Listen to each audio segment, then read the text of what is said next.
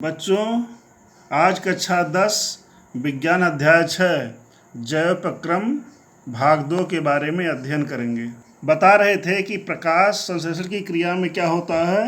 Carbon dioxide जल के साथ क्रिया करके क्या बनाता है, ग्लूकोज, ऑक्सीजन और जल बनता है।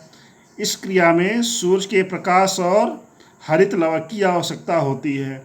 तो आज पढ़ेंगे कि प्रकाश संश्लेषण के दौरान कौन कौन सी घटनाएं होती हैं। तो ध्यान दीजिए, प्रकाश संश्लेषण के दौरान क्या होता है।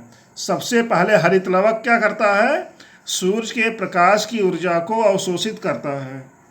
फिर प्रकाश ऊर्जा को हरित लवक क्या करता है, रासायनिक ऊर्जा में रूपांतरित करता है तथा जल के अणुओं का हाइड्रोजन और ऑक्सीजन में अपघटन करता है। तीसरा पॉइंट क्या है कि कार्बन डाइऑक्साइड का कार्बोहाइड्रेट अर्थात ग्लूकोज में अपचयन होता है। ध्यान दीजिए, जो मरुद्भिद पौधे हैं, मरुद्भिद माने जो रेगिस्तान में पाए जाते हैं, उनमें क्या होता है, दिन में रंध्रबंध रहते हैं, इसलिए वे रात के समय CO2 अर्थात कार्बन डाइऑक्साइड क्या करते हैं, ग्रहण करते हैं। ठीक, और फिर प्रकाश संश्लेषण क्रिया कब होती है, दिन में होती है, जैसे नागफनी आदि में। तो अगला टॉपिक है प्रकाश संश्लेषण के लिए आवश्यक घटक। अब प्रकाश संश्लेषण के लिए क्या है, आवश्यक घटक क्या क्या है। तो देखिए यहाँ पे प्रकाश संश्लेषण के लिए क्या चाहिए, कार्बन डाइऑक्साइड, जल, सूर्य का प्रकाश, हरित लवक, उचित तापमान और कुछ खनिज लवणों की आवश्यकता पड़ती है। तो यहाँ पे टॉपिक क्या है, प्रकाश संश्लेषण के लिए आवश्यक घटक। तो ध्यान दीजिए कि प्रकाश संश्लेषण के लिए क्या है, अनेक प्रकार के घटक आवश्यक हैं। उसमें पहला क्या है, हरित लवक। तो ध्यान दीजिए कि पौधों में प्रकाश संश्लेषण क्रिया कहाँ होती है, पत्तियों के कोशिकाओं के हरित लवक में संपन्न होती है। तो ऐसे लिखेंगे, प्रकाश संश्लेषण पत्तियों की कोशिकाओं के हरित लवक में संपन्न होती है। और हरित लवक में क्या पाए जाते हैं, बहुत से परहरीम अर्थात क्लोरोफिल के अणु पाए जाते हैं।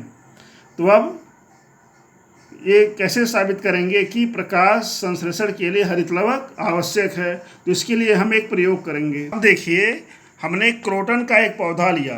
क्रोटन की पौधे की विशेषता क्या होती है, इसकी पत्तियां चितकबरी होती हैं, कहीं पे रंगीन होता है और कहीं पे हरा होता है। तो पत्तियां इस प्रकार से चितकबरी होने के नाते जहाँ पे रंगीन होता है वहाँ पे हरित लवक नहीं पाया जाता, और जहाँ पे हरा होता है वहाँ पे हरित लवक पाया जाता है। इस पौधे को क्या करेंगे, हम इस पौधे को गमले सहित 3 दिन के लिए अंधेरे में रखेंगे। ऐसा इसलिए करेंगे जिसके क्या हो, इसका जो मंड है, पत्तियों के हरे भाग में जो मंड बना है वो क्या हो जाए, समाप्त हो जाए। उसके बाद फिर क्या करेंगे, इस पौधे को हम सूरज के प्रकाश में 6 घंटे के लिए रख देंगे। उसके बाद क्या होगा कि जहाँ पे हरा भाग है वहाँ पे क्या होगा, प्रकाश संश्लेषण होगा। और फिर क्या करेंगे, इस पत्ती को तोड़ लेंगे।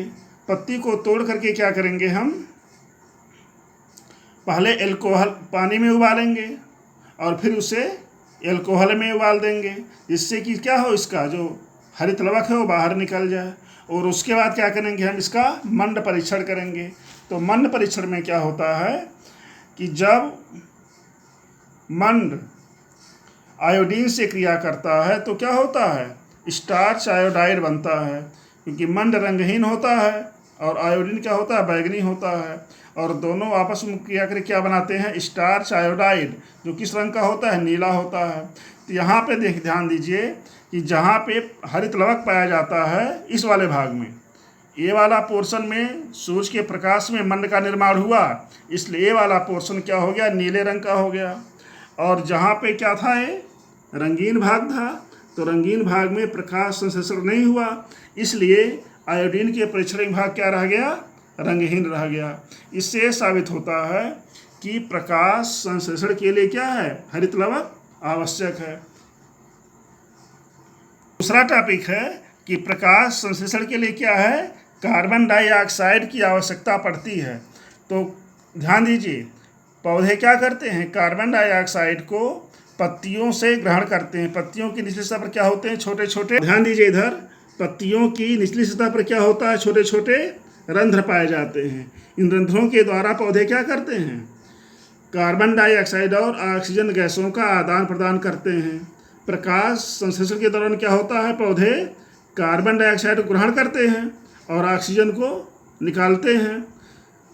तो इस क्रिया में क्या होगा कि पौधे क्या करेंगे, रंध्रों द्वारा कार्बन डाइऑक्साइड को ग्रहण करेंगे। ये है पत्ती की काट, ठीक ना। इसमें दिखाया गया है कि पत्ती की निचली सतह पर क्या होते हैं, रंध्र पाए, ये निचली सतह है और ऊपरी क्या है, ऊपरी परत है।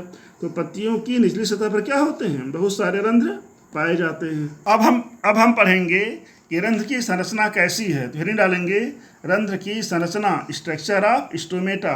तो पत्तियों की निचली सतह पर क्या पाए जाते हैं, बहुत सारे रंध्र पाए जाते हैं। जो रंध्र होते हैं वो क्या होते हैं, दो द्वार कोशिकाओं गार्ड सेल द्वारा घेरे होते हैं। इन गार्ड सेल या द्वार कोशिकाओं की विशेषता क्या होती है, इसकी बाहरी परत क्या होती है, पतली होती है और भीतरी परत क्या होती है, मोटी होती है। और इसके चारों क्या पाई जाती हैं, सहायक कोशिकाएं पाई जाती हैं। ये चीज़, ये सब है सहायक कोशिकाएं। जो गार्ड सेल होते हैं इसमें क्या पाए जाते हैं, हरित लवक पाए जाते हैं, जो क्या करते हैं, प्रकाश संश्लेषण की क्रिया करते हैं। तो ध्यान दीजिए, दिन के समय जब प्रकाश संश्लेषण होता है तो इसमें क्या बन जाता है, ग्लूकोज बनता है। और ग्लूकोज की सांद्रता अधिक होने से क्या होता है, ये जो गार्ड सेल है क्या करते हैं, आसपास की सहायक कोशिकाओं से जल को अवशोषित करके फूल जाते हैं। और जब ये फूल जाते हैं तो क्या होता है, रंध्र खुल जाता है।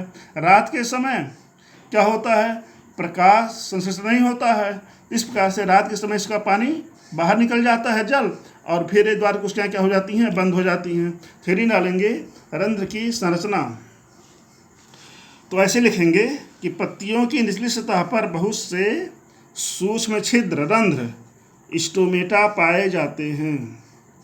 प्रत्येक स्टोमेटा दो द्वार कोशिकाओं द्वारा घिरा होता है।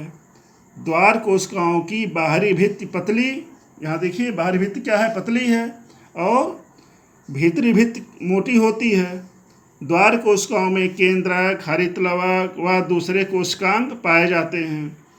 अब क्या होगा, जब प्रकाश संश्लेषण होगा तो क्या होगा, द्वार कोशिकाओं में जल भर जाता है। तो द्वार कोशिकाओं में जल के भर जाने पर क्या होगा, रंध्र खुल जाते हैं तथा द्वार कोशिकाओं से जल निकल जाने पर रंध्र बंद हो जाते हैं। इस प्रकार से रंध्र क्या काम क्या है, पहला काम है कि रंध्र ऑक्सीजन और कार्बन डाइऑक्साइड के आदान प्रदान में योगदान देता है, और दूसरा है कि रंध्र वाष्पोत्सर्जन में सहायक होते हैं। अब हम कैसे साबित करेंगे कि वास्तव में प्रकाश संश्लेषण के लिए CO2 आवश्यक है। तो हेडिंग डालेंगे कार्बन डाइऑक्साइड की आवश्यकता का प्रदर्शन। पूरी बात ऐसे हो जाएगी कि प्रकाश संश्लेषण के लिए CO2 की आवश्यकता का प्रदर्शन। तो हम क्या करेंगे, दो गमले में लगे हुए पौधे लेंगे और इन पौधों को क्या करेंगे, हम बेल जार आता है शीशे का बना हुआ ग्लास का, तो बेल जार से क्या करेंगे, हम दोनों को ढक देंगे। एक वाले गमले में हम क्या करेंगे, KOH पोटेशियम हाइड्रोक्साइड को वाश ग्लास में भर के रख देंगे। KOH की विशेषता क्या होती है, यह कार्बन डाइऑक्साइड को अवशोषित कर लेता है। इस गमले में क्या, अब देखिए यहाँ पे क्या कांच की प्लेट लगा देंगे और यहाँ पे ग्रीस लगा देंगे, जिससे कि बाहर की हवा अंदर न जाने पाए। तो ग्रीस क्या करेगा, बाहर की हवा को अंदर जाने से रोकेगा। तो यहाँ पर क्या होगा, इस पौधे को क्या करेंगे, धूप में रख देंगे। तो हम क्या देखेंगे, दोनों पौधों को, कि जिस गमले के पास पोटेशियम हाइड्रोक्साइड रखा है उसमें प्रकाश संश्लेषण क्रिया नहीं होगी, और इस गमले में क्या है, KOH नहीं रखा गया है, उसमें क्या होगा, प्रकाश संश्लेषण की क्रिया होगी। क्योंकि इस गमले में जो KOH क्या करता है, कार्बन डाइऑक्साइड को अवशोषित कर लेता है। और सभी बच्चे जानते हैं कि प्रकाश संश्लेषण के लिए क्या चाहिए, कार्बन डाइऑक्साइड क्या है, आवश्यक है। अब क्या करेंगे, फिर इसका हम मंड परीक्षण करेंगे। अब एक पत्ती इसका और एक पत्ती इसका तोड़ लेंगे। और दोनों पत्तियों का मंड परीक्षण करने पर क्या पता लगेगा कि जब इस पत्ती को और इस पत्ती को अलग अलग हम क्या करेंगे, पहले जल में उबालेंगे, फिर एल्कोहल में उबालेंगे और पत्ती को निकाल करके फिर आयोडीन में डाल देंगे।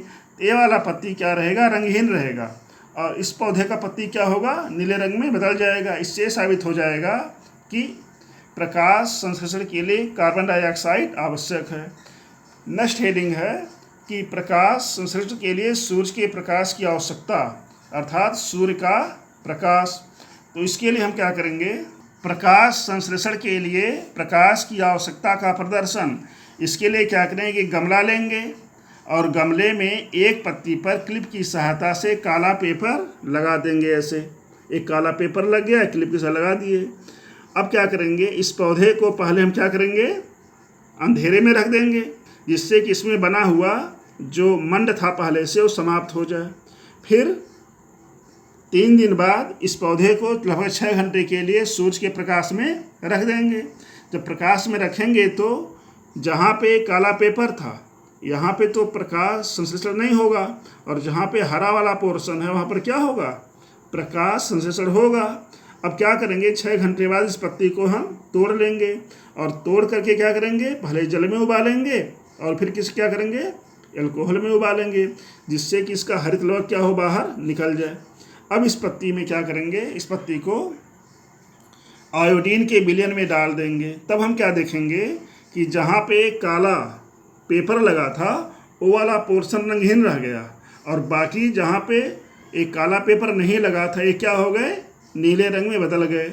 इससे साबित हुआ कि प्रकाश संश्लेषण के लिए क्या चाहिए, प्रकाश आवश्यक है। और यहाँ पे देखिए रिएक्शन क्या है कि मंड स्टार्च ये रंगहीन होता है, आयोडीन बैगनी रंग का होता है।